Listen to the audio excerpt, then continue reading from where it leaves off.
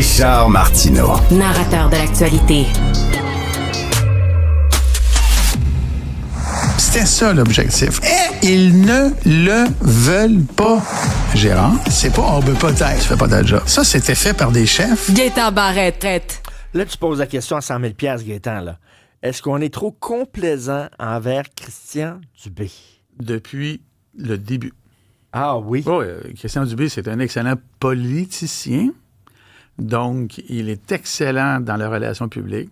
J'irais même jusqu'à dire de charmer ses interlocuteurs. Ce qui ne veut pas dire que lorsque les caméras sont fermées et que les portes sont fermées, qu'il est comme ça. OK. Bon, je ne ferai pas un débat de personnalité, là. Moi, je l'ai pratiqué en commission parlementaire. Quand les caméras se ferment... C'est un autre homme. C'est un autre homme. Puis on le voit un peu cette semaine, parce que c'était une grosse semaine en santé, là, cette semaine. Et, tu sais, on va juste rappeler à nos auditeurs qu'est-ce qu'il y a eu cette semaine. Il y a eu la naissance officielle de Santé Québec. Oui. Il y a eu la loi 83 qui oblige les jeunes médecins à rester dans le public pendant 5 ans. Ça paraît bien. Hein? C'est une façon de charmer le public. Il y a eu l'élargissement des opérations au privé. Je t'expliquerai tantôt ce que ça veut dire. Ça, c'est un écran de fumée total. Et il y a eu ce matin, écoute, la Fédération des médecins spécialistes qui est sortie demandant un moratoire sur les coupures. Ben oui. C'est pas bébé méchant. Les coupures d'1,5 milliard. 1,5 milliard dans Santé Québec qui, selon les dires du ministre, ne vont pas toucher aux patients. Quoi qu'il y avait après ça du bout des lèvres. Du bout des lèvres. Peut-être que... Fait que là, on voit-tu pas les médecins spécialistes faire un point de presse un matin? J'ai trouvé ça assez amusant. Arriver avec une liste probablement partielle de ce qu'il y a sur le terrain. Et ce qu'il y a sur le terrain, ce sont des coupures. Des vraies coupures. Écoute, Richard... Ils ont commencé, là? Oh, ils ont commencé ça. Ça fait que là, la Fédération des médecins spécialistes, c'est des docteurs. Ça fait qu'il dit, écoute, Monsieur le Président, il faut prendre une position parce que le ministre dit que ça ne touchera pas les patients, mais ça touche les patients. Fait qu'ils sont arrivés avec des exemples, tu sais, du genre, écoutez, là, nous autres, là, on a déplacé du personnel. On avait du personnel dans l'endoscopie, les examens pour détecter les cancers, là. Oui. Ben, on arrête de les faire parce qu'on va envoyer le personnel ailleurs parce qu'il faut sauver de l'argent. Un autre cas qui raconte, puis moi, j'avais fait quelques téléphones, c'est tous des cas qui sont vrais, là.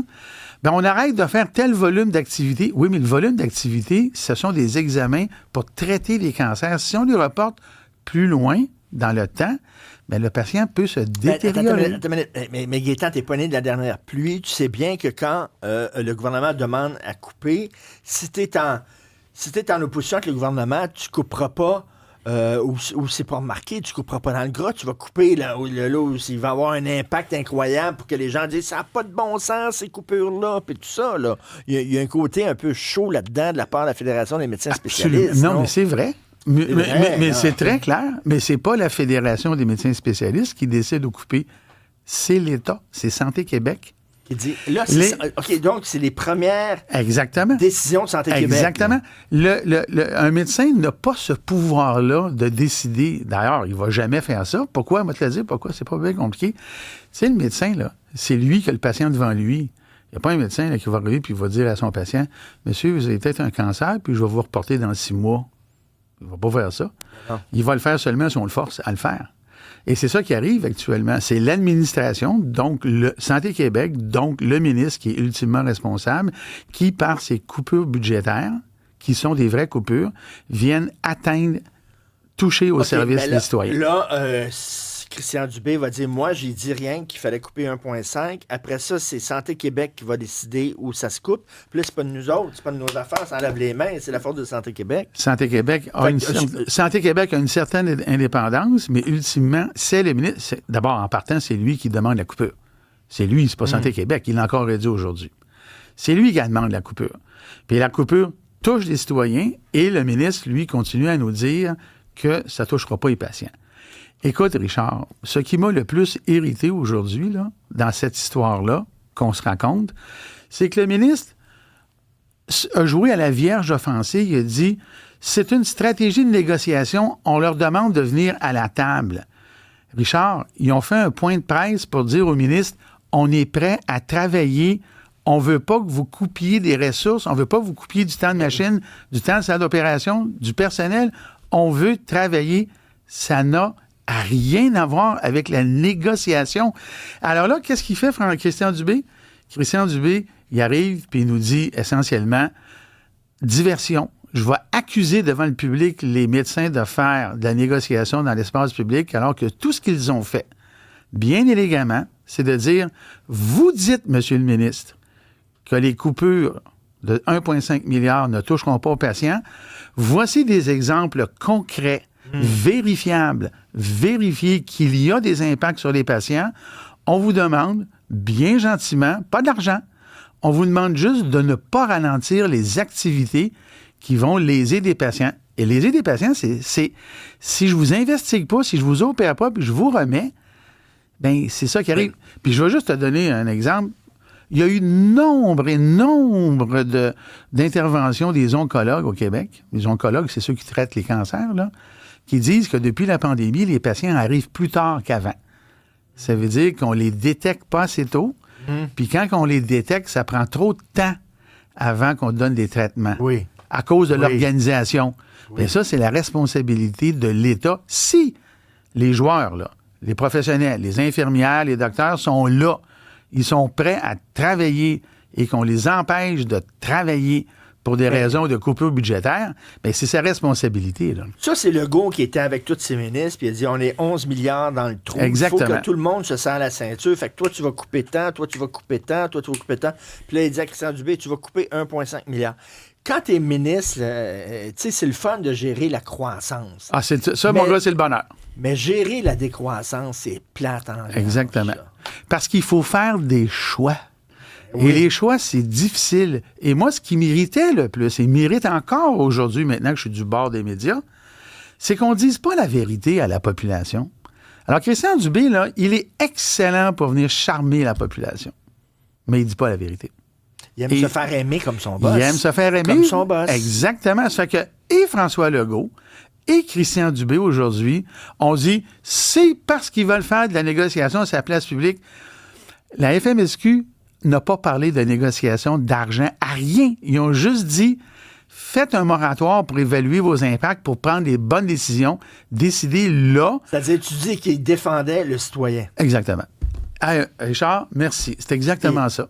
Puis il disait ce qui en était, alors que c'est le ministre qui aurait peut-être... Exactement. Et là, le ministre, lui, il fait une grosse diversion devant la population parce qu'à chaque fois que tu mets dans la même phrase négociation médecin-dollar, là, tout de suite, les gens là, décrochent. Ben moi, ça me fait plaisir aujourd'hui de dire, puis là, je prends pas le bord des médecins, je regarde les choses objectivement. Ce que je viens de dire, là, allez dans les journaux, là, allez réécouter aujourd'hui, là, c'est exactement ce qui s'est passé aujourd'hui. Je me fais, mais là, mettons, l'avocat du diable. Okay? Puis tu connais le diable en personne, toi, en plus. Je serre la main souvent. OK, l'avocat du diable. Les gens, ils disent, on veut savoir la vérité, mais dans le fond, ils veulent pas savoir la vérité. Ils veulent qu'on leur mente. Ça me fait penser, je pense que c'est dans un film de Louis de Funès qui disait « Le peuple ». Il aime qu'on lui mente, le peuple. Alors bon, les gens disent, dis-moi, donne-moi l'heure juste, mais quand tu es ministre, tu sais que les gens veulent pas, ils veulent avoir des bonnes nouvelles, ils veulent pas avoir l'heure juste puis les mauvaises nouvelles. Malheureusement, tu as raison, puis je vais même aller plus loin. Les gens aiment mieux qu'on leur mente avec le sourire, qu'on leur dise la vérité, tout court, neutre. Mais il en reste pas moins que moi, j'ai toujours cru à une chose. Sais-tu quoi? La sagesse populaire. Tu sais, une espèce de concept là, qui disparaît. Là.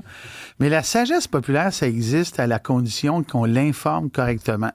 Et là, ça donne que c'est ce qu'on est en train de faire, toi et moi. Alors, cette affaire-là, là, c'est pas fini. C'est juste pas fini. C'est comme son annonce là, d'élargir les chirurgies au privé. Ça, c'est un écran de fumée total. Parce que dans les CMS, à l'extérieur de l'hôpital, toutes les chirurgies sont permises. Toutes, sans exception. Si on les élargit au privé, on les élargit seulement dans le secteur privé à but lucratif. Là, on se demande s'il n'y a pas un conflit d'intérêts, là. On se demande... Tu comprends ce que je viens de dire? Au moment où on se parle, le réseau public peut sous-traiter toutes les chirurgies dans les CMS. Mais il y a du privé-privé. Tout. Fait que là, il dit, on va élargir, ça va aider les listes d'attente. Ça ne va rien changer, tu peux toutes les faire dans le système actuel. Ben oui. Écoute, fait que là, t'es un ministre, là, puis tu sors ça, tout ce que je viens de dire avec un beau grand sourire, ça passe quasiment comme du beurre dans la poêle. Mais à la fin de la journée, c'est qui n'en a pas pour son argent? Nous autres. Exactement. Alors, eux autres coupent 1,5 milliard. Moi, il faut que je te coupe dans le temps. Oui, puis une dernière question, Richard. La question que personne n'a posée cette semaine. Personne. Où est Santé Québec? En train de prendre son Beauvril. Ben, écoute, on va te dire. Pourtant, il paye, il y a un directeur, un PDG adjoint aux relations publiques à 350 000 $. Tabarnouche, il n'a pas relationné beaucoup cette semaine. Mettons. Hein? Salut.